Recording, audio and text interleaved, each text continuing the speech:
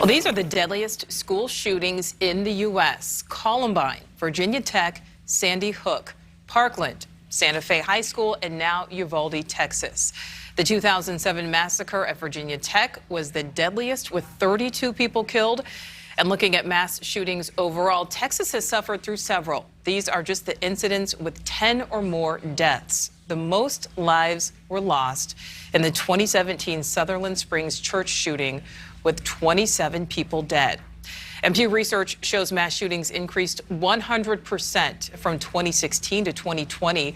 And as far as where they're happening, it's workplaces, retail stores, restaurants, even people's homes. The data from the Violence Project says schools and places of worship are the least frequent type of mass shooting. Well, the shootings are difficult for anyone to comprehend. The growing number of violent crimes recently forces us to really consider how this trauma impacts each and every one of us. Joining us now, Dr. Norman Freed, a clinical psychologist. Dr. Freed, thank you so much for being with us on Thank you. Such a tough topic, to talk about. We see these images. We know that they can be triggering. What are some good mental health strategies that all of us need to consider? It's a wonderful question. What you're saying to us is that we, as people who watch the news, will be triggered from the things that we see in the media. And it's important that we have some safety strategies for our own mental well-being. Please remember that what we see on the news sometimes is slightly exacerbated or hyperbolized because it is more, it creates greater viewership. And we see sometimes things happening over and over again that may have only happened one time. Number two, it's very important that we tell ourselves we have faith in a society that ultimately does have our ability to protect itself. And while we see these things on the news, we must also at times turn the TV off, go outside, get in touch with the elements of nature, feel the sun on the back of your neck, allow the neurotransmitters in your brain to generate because you're in touch with nature, and recognizing that you're doing life-affirming things in the face of watching such devastating news. Well, Dr. Freed, how do parents talk to their kids about these tragedies, especially when it's very difficult for adults to even grasp, to even understand these tragedies themselves?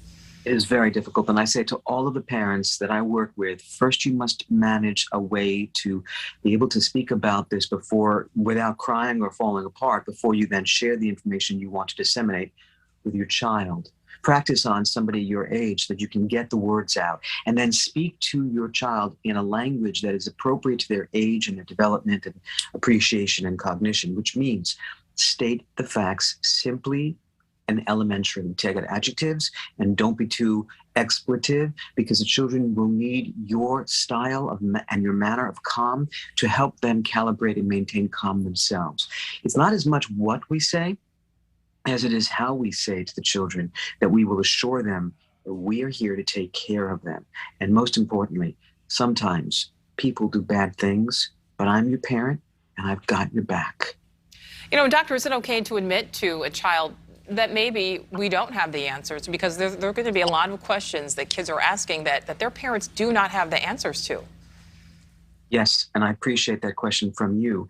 We do not have answers to the most existential of questions. Why is there so much pain and suffering in the world? And why would a God allow this to happen? And why do people do such bad things? And it would be important for me to say to all parents not to come up with answers for which you are not prepared to back up with your own knowledge, lived experience, or evidence. Instead, it's okay to say, sweetheart, I don't have an answer to your question. It's a beautiful question, and I'm going to continue trying to figure out the answer for you. Perhaps we can speak with a priest, a rabbi, a teacher, somebody who could help us, because I don't necessarily have all the answers. But I'm here, I support you, and I will find the best answer I can in time.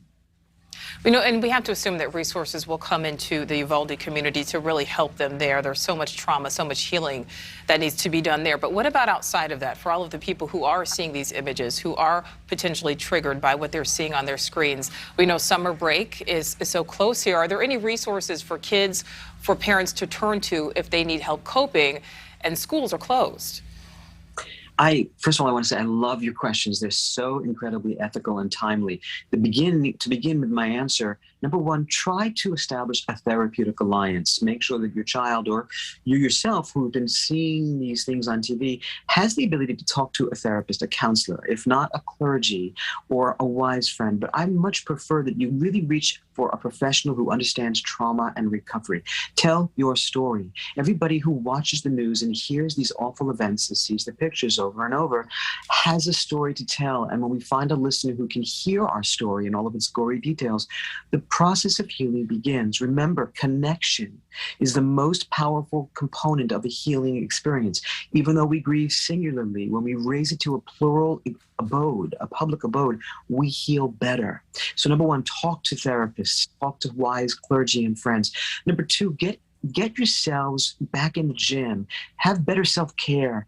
Take care of your body through diet, through proper sleep, through elements of nature.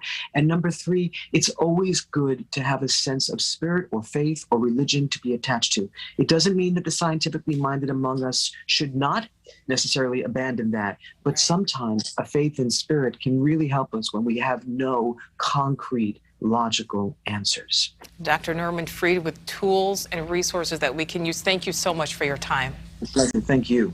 Thank you for watching. Click the red subscribe button below so you can get more of NewsNation's fact-driven, unbiased coverage.